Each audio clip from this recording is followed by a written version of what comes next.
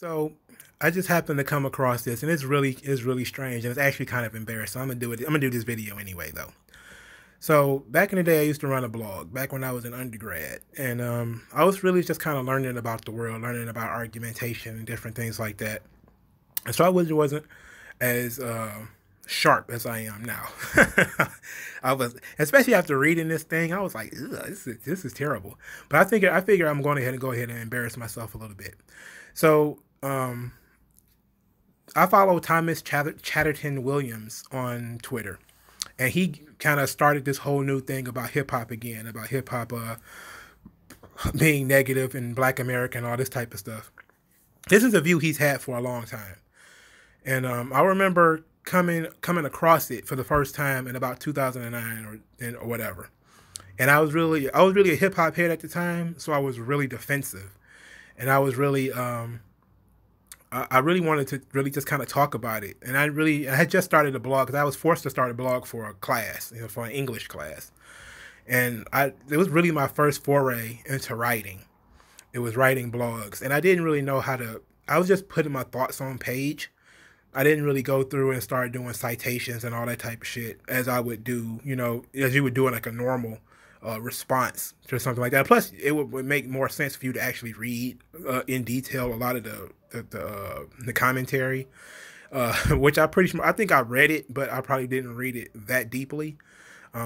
Also, there's hyperlinks in my old blog, and I don't remember how to use hyperlinks. And anyway, I'm going to read this article that I wrote. I wrote it July the 20th, 2010. So it is over exactly 10 years old. But there's new information that is involved in this. And I think that my opinion has changed. So I'm going to show my little growth by arguing with myself when I was 10 years ago. Okay, so I figured this might be fun. So let's get into it. I recently came across an article on the web written by a guy named Thomas Chatterton Williams. The article is called Black Culture Beyond Hip Hop. It was published in the Washington Post back in 2007, and it's made of the things that piss me off. First, the guy attempts to make the argument that it's hip hop that causes the stagnation of graduation rates of Black inner city kids. Well, firstly, he has no proof of such a statement. It's mindless ignorance. Secondly, there is who knows how many factors that play in why dropout rates are so high. It could be inner city arrest crime rates, drug usage, inadequate education, too high education standards, lack of support, and the newest one, a lack of credible institutions. To blame hip-hop for dropout rates is asinine to say the least. He cites a writer in his column that I would much rather tackle. His name is John H. McWhorter. McWhorter, a Black guy, believe it or not, is a Black conservative intellectual. I put intellectual in scare quotes, who has written books and for the purpose of this topic also wrote a negative critique on hip-hop. John McWhorter is one of hip-hop's most outspoken challengers. In his article called How Hip-Hop Holds Blacks Back, he points the finger of blame at hip-hop for promoting Black stereotypes with a few more added gems. He blames hip-hop for misogyny, antisocial behavior, anti-authority behavior, criminality, over-aggression, and hypersexuality. He views hip-hop as an assault on the Black race that should be extinguished. Well, I say all of the elements he blames hip-hop for is American. America promotes criminality in the form of The Sopranos, Goodfellas, etc. America promotes hypersexuality via The Real World or Sex and the City. America promotes misogyny. Anyone notice how the media butchered Hillary Clinton and Sarah Palin? Or how women are greatly disrespected in those old gangster movies, i.e. Michael Corleone slapping his wife in Godfather 2. Hip-hop is a reflection of American culture, believe it or not. He says hip-hop provides a fatalistic view of the inner city and assaults the mentality of young Blacks. I say no song is worse than actually walking past drunks and crackheads on your way to school. The view he speaks of existed before hip-hop because the people's complaints existed before hip-hop. Now, I don't completely disagree with myself, but I have grown to respect both of these men tremendously. See, this is back when I was a fan of Michael Eric Dyson. I used to be a big fan of Michael Eric Dyson. Before I really realized that what he says is just a bunch of word salad and most of it is empty and just having no fucking meaning. This was, I remember somebody used to say Jordan Peterson is a dumb person, smart person. That's Michael Eric Dyson.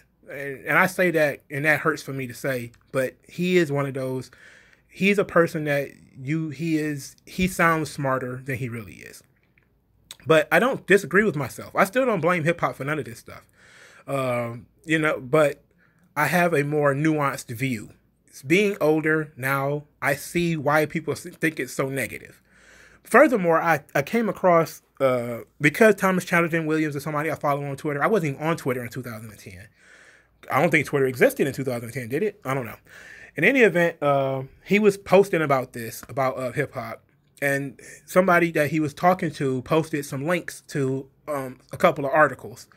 And the articles surprised me because a lot of it was showing how black people have a very negative view of hip hop.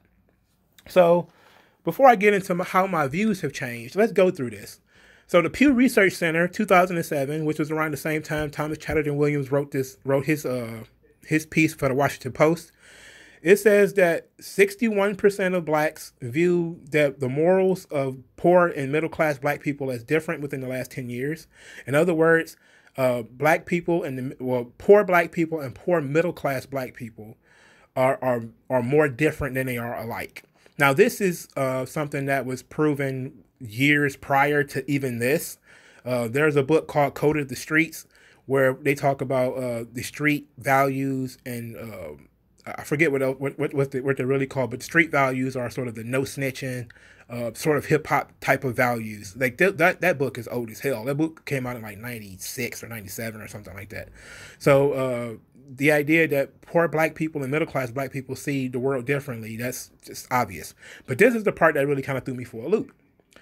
That 59% of black men view hip hop as a bad influence. 62% of black women view hip hop as bad influence. Now, this is the interesting thing because they looked at hip hop and rap as two different things. They viewed rap as a subset of hip hop, which is what I remember arguing about being a youth. They used to say, "Oh man, rap sucks. It's all about hip hop." Oh, so young and naive. So this was in 2007. So 67% of black men viewed rap as a bad influence. 74% of black women viewed rap as a bad influence. So then there's a YouGov poll. No, in fact, let's go to another poll. Let's go to Public Policy Polling, 2013. 48% of black people viewed rap music negatively. That's crazy. 48% of black people viewed rap music negatively. They said the top 3 genres of music for, wait, that was Public Policy Polling? Yeah. 32% of black people viewed R&B as their favorite genre. So in 2015, YouGov did a poll on the favorability of rap music. And blacks found rap to be mostly or somewhat unfavorable. So combined, it would be 48%. So they do these crazy polls where it's like, how happy are you? Very unhappy, happy, not very happy, very unhappy. You know, those kind of, I forget what they call it. There's a technical term for them that I learned in grad school and I can't remember that shit. But I always combine the unfavorable because it's just easier to read. But the blacks viewed rap music unfavorably, 48%. They viewed it favorably by 45%. So that's crazy. Most black people do not like rap music. It says, are rappers positive or negative role models? Combined, somewhat negative and negative is over 50%. So somewhat negative is 36%, very negative is 25%, somewhat positive is 22%. So that's crazy. Then you also have this another YouGov poll that found that the top genres of black people in the United States are R&B 62%, hip hop 39%, and gospel 26%. And that hip hop is popular with millennials, and that they believe that hip hop and R&B, over 80% for both of them, are mostly influenced by black culture.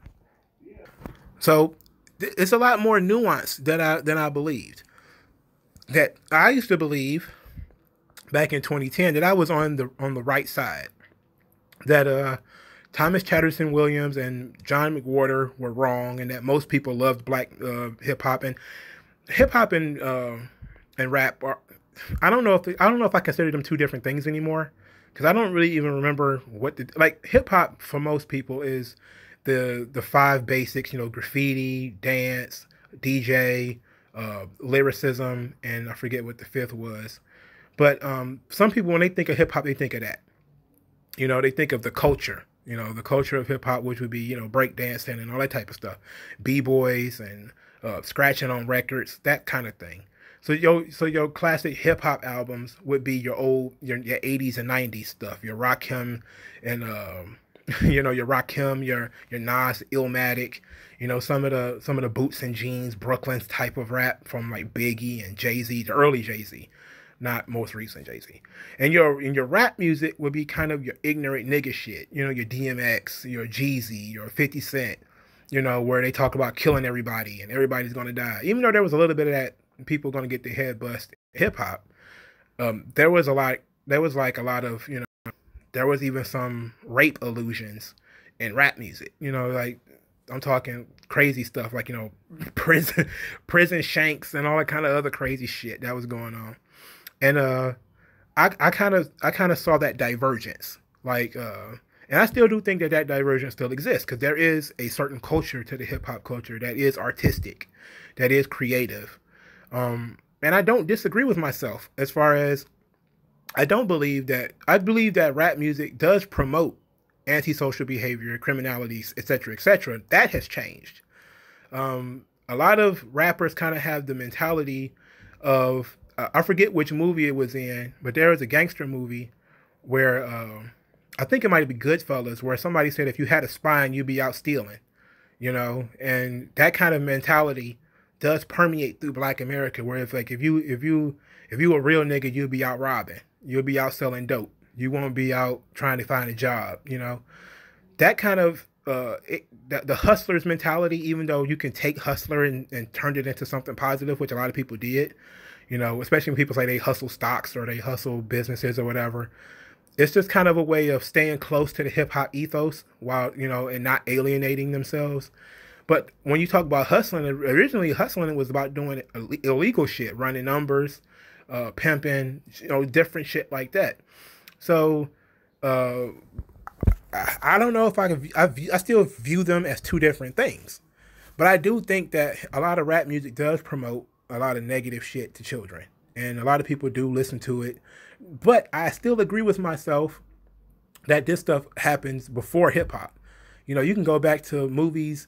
Hip hop music is the child of funk.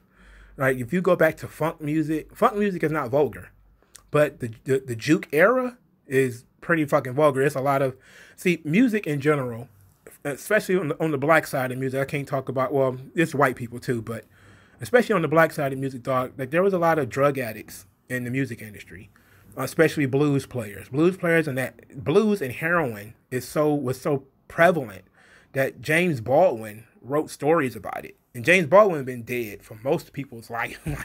James Baldwin been dead for a long time. And even he knew that, you know, blues players and heroin went together like apple pie and ice cream. You know, so that sort of thing. And then of course you had Parliament Funkadelic. They was popping pills and smoking weed, and they on stage in diapers and acting a fool.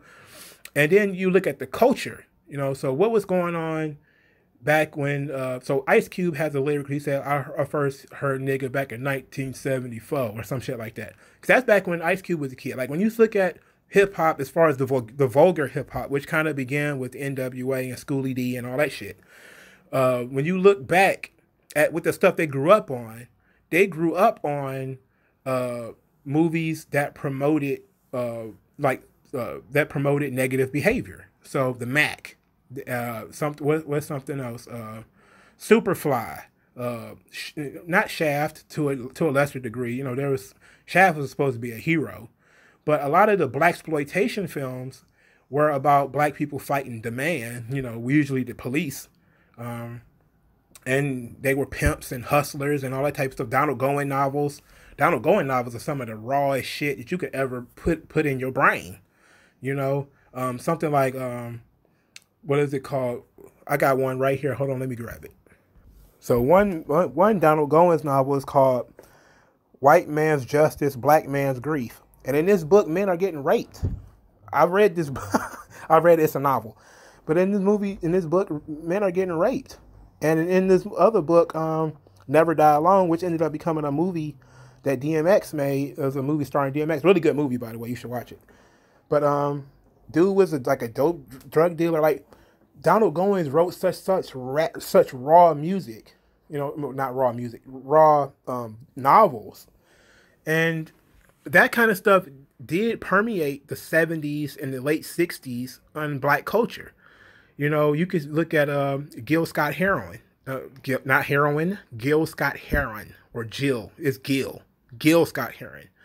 The guy who wrote the song that most everybody would know is like the revolution will not be televised.